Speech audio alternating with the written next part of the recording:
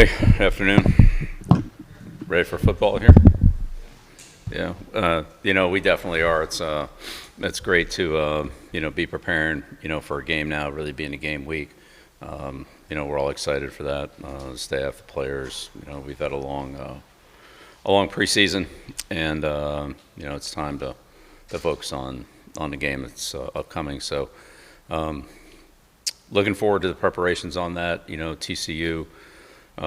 Really good program. When Coach Francione came in and then turned over to Coach Patterson, they really elevated that program with tremendous success like they had back in the 30s with Davey O'Brien and Sammy Baugh and Dutch Meyer, and then of course being in the championship game and Coach Dykes when he took over being in the national championship game.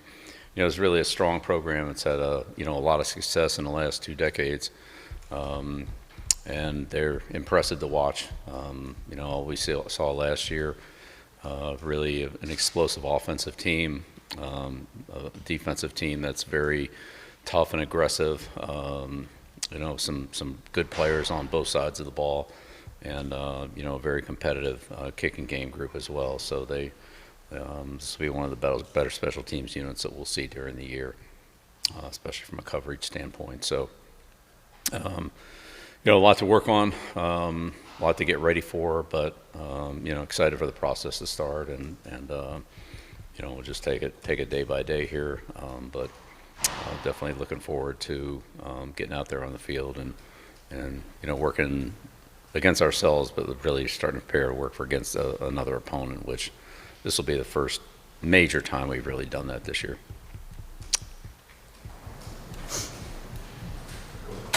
Okay. Andrew Jones, Spargo 24/7. Yeah. So in the NFL, you had a few games to kind of get a feel for your team going into an opener. What kind of feel do you have for this club without having the advantage of seeing them against anybody else? Well, the opening day is always opening day. I don't care where it is, and if you look at the NFL in the preseason games, I'd say the average playing time for the veteran players was around 10%. So not very many snaps. We've obviously had 0 snaps. So, we'll see what happens there. But for us, it's just a process. It's preparation, it's practice, it's rest, recovery, and build on yesterday and do it again. And so that's where we're at now. We're very specifically geared towards TCU, but each day is its own day of preparation, and there's really no looking back. We have things to do in the succeeding days, so we need to make the most out every day, and we'll see what happens Monday night. I'm going to ask a quick follow-up. I know coaches are generally not comfortable with things, but how comfortable are you with what you've learned about the group over the last month? Yeah, well, again, we learn more every day, and we'll learn more each game. So. We're definitely, gaining on the process, and we're growing, but it's far, far from perfect, both as a coaching staff, the players, and our overall work together. We'll get better as we spend more time together. Right in the center, front row. Bill, Rob Baxter, the Federal Observer. How do you balance the continued evaluation of your club and the film from your guys' practices and now going into game week with preparing and watching our TCU start prepared for week 1? Yeah, it's pretty much all about preparing for TCU. We spent a lot of time working on what we want to do and building a base for the season, and now we'll kind of pick and choose the things that we feel like will be best to use against TCU. Once we get into the game, I'm sure we'll find some things that we'll want to continue to use. As other things that we'll probably say, what they're doing is really not conducive towards this type of strategy, and we'll move on to something else. That's kind of what opening day is seeing how things match up once you actually get in the game. Is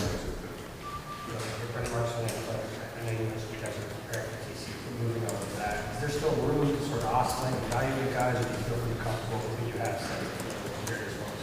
Yeah, 100%. I think, when I look back at my time in the NFL, that month of September, those first 4 weeks, were still kind of getting a feel for how things were going to work out with your team, how quickly some of the younger players developed, and maybe what the chemistry is between certain players that play together. as they get more time, and so we'll see how all that goes. Certainly there's some specific game planning that's involved, so what we play against one team this week might be different than what we do next week schematically. But putting all that aside, yeah, I mean, we'll see how players develop and how they play. And the players who play against TCU have earned that play time, and the players that will have less play time will have an opportunity to take advantage of the play time they get, whether it be in practice or in a game, and change their status. Carolina Holloway, Lincoln, South Carolina, you mentioned obviously TCU having an explosive offense, everything like that. When you looked at them on film, of course, they bring back Hoover and everything like that, what particularly stood out to you about their offense and what they do? The number of explosive plays they get is impressive offensively. They can throw the ball down the field, go routes, post routes, seams, things like that. They also can throw the ball on some intermediate type throws like slants and quick in cuts, things like that. And then they have plays behind the line of scrimmage, screens and hitches and so forth. They make a lot of yardage on with the ball when the receivers get the ball in their hands. They're very good after the catch. Now some of those guys are gone, but they also brought in some explosive players that we've seen.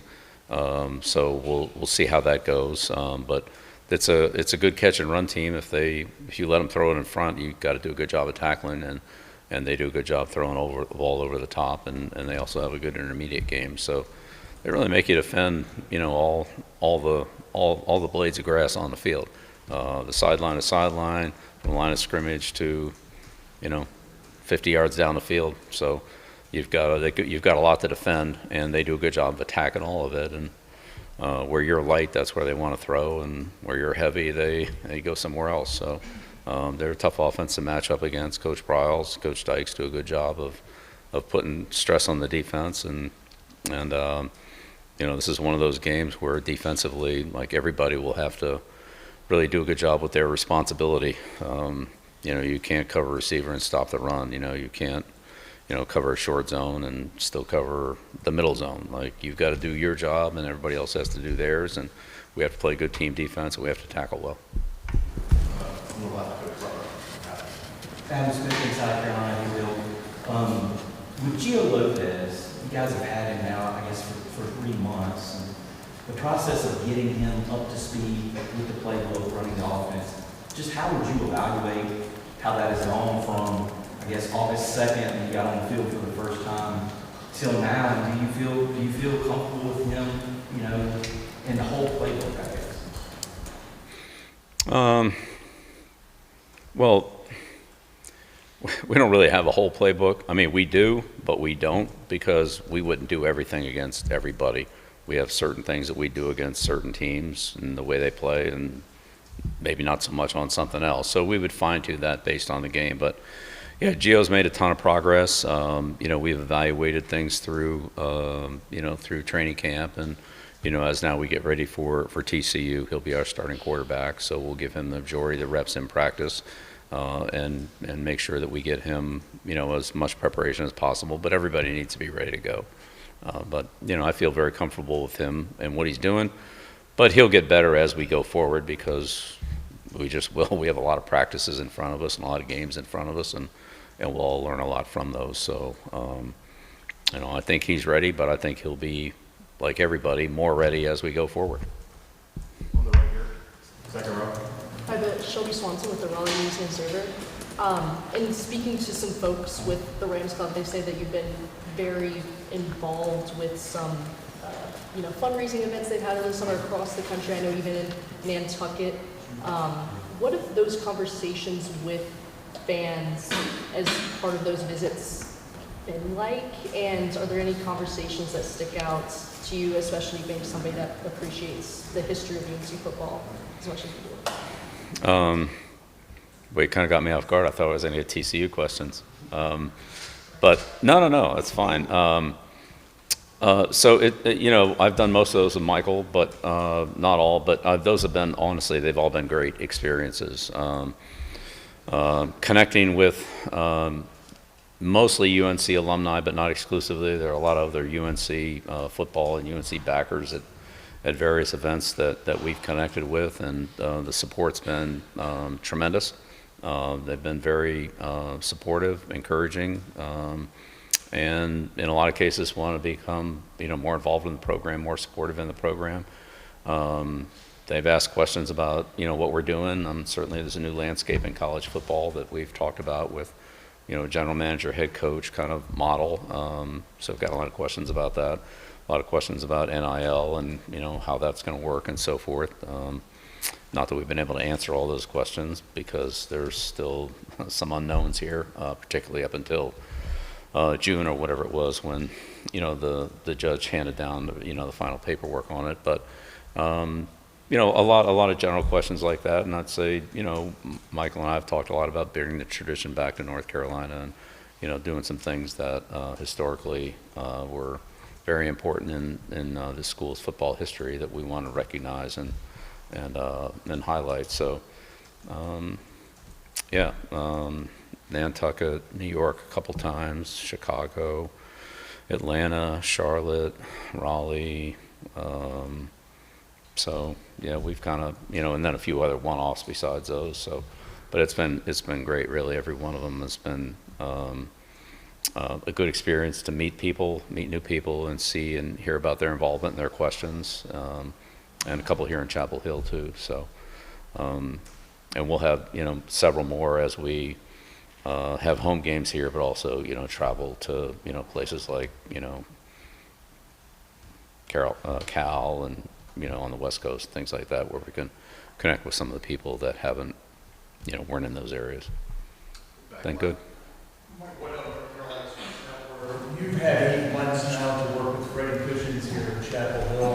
What does it mean to you to have a former NFL head coach and a veteran on this campus and in this program to be a part of your coaching staff, and what does he bring that's unique to this offense?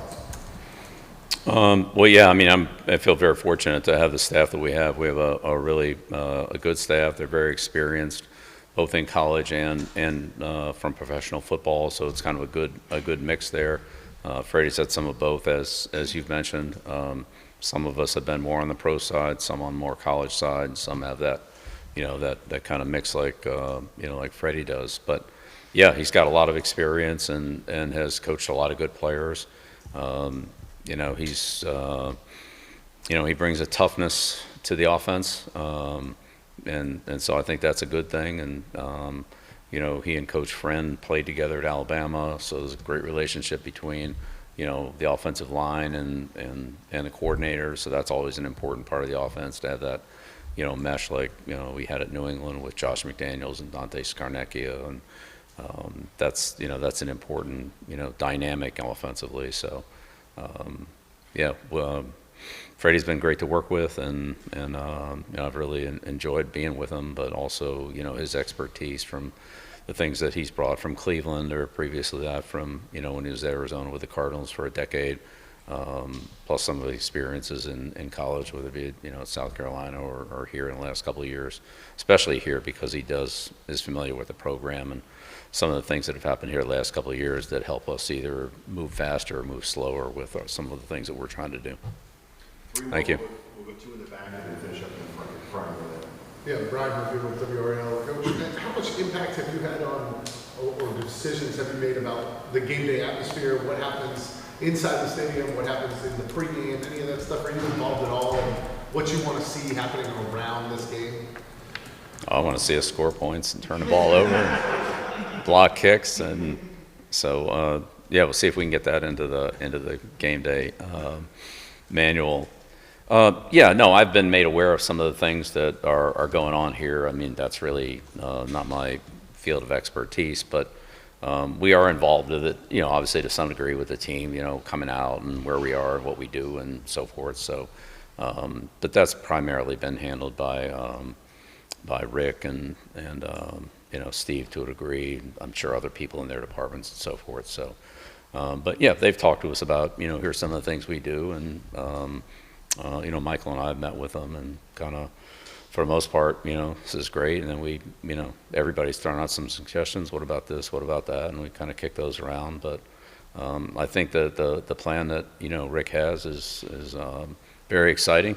I think that they've invested a lot in it, both in time and energy and facilities, and so it sounds like a great game day fan experience that I think will be well received.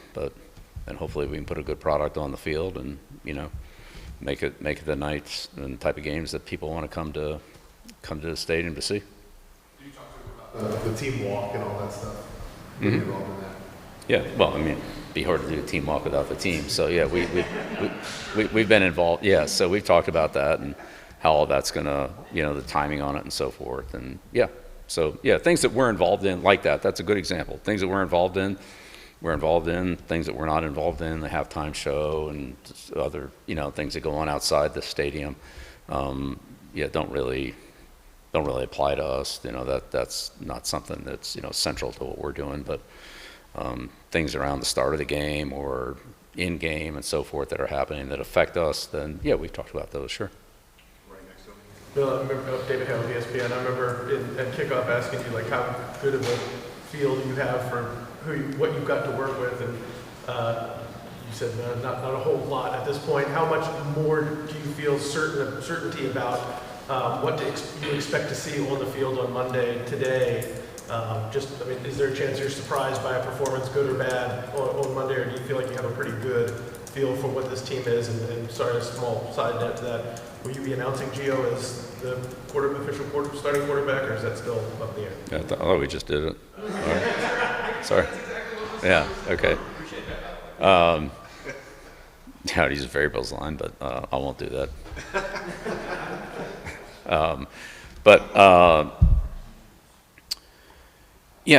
Again, I've been through a lot of opening days, and every one is the same in that there's some things you kind of feel good about, there's some other questions that you have, and then as things unfold, you find out how good you feel about the things you feel good about and how good you feel about the things that you were worried about. And it's not always the same. I think when you go out and practice against yourself, or even in the NFL with the preseason games, it's done at a low level. All right, that's what it is. Well, when you get ready to play a team, nothing's held back. They game plan you. They try to expose your weaknesses. They try to attack you where they feel like they can cause you problems with in your scheme or in your personnel, whatever it happens to be. And then next week it's more of the same because now you've put a game on tape, and now they can see the next level of game planning and scheming. And then the same thing the third week. By the time you get to that third or fourth week, you're exposed one way or another, right? Either you're pretty good at these things, or this is a weakness that we're going to have to find some way to minimize, whether that's a personnel move or whether it's a scheme move or whatever. And you're seeing the same thing from those other teams. So I think those first 3 or 4 weeks are really important in the development and evaluation of your team, because what it looks like on the practice field and what it looks like against another team who plays differently than you do, which certainly TCU does, our evaluation of how we play against TCU and how we play against ourselves in practice could be very different, or not. We just don't know. So, but those first 3 or 4 games, once teams get a chance to see you on film, and you get a chance to see your own team and how they perform and where you feel like you can be effective in attacking your opponent, probably are different from week 1 to week 4. Last one right in the front. Noah Westcott, Tar Heel 24/7. The national attention on this team, it just seems unavoidable for your players. How have you and your staff sort of navigated that leading into a game with so much national attention on Monday? Yeah, just control what we can control. We can control our preparation, our attitude, and our work ethic going into the game, and then how hard we compete in our communication. So however many people are here or not here, or however many hours they talk about it on a network show or don't talk about it, is really not anything in our control. It's irrelevant to us. We're trying to focus on what we can control and what helps us win and helps us prepare for the game. And so the rest of it is, with all due respect, just noise for us. We have to focus on our job and let you guys do your job. Thank you. All right. Thanks, Bill. Okay, thanks. All right, thank you.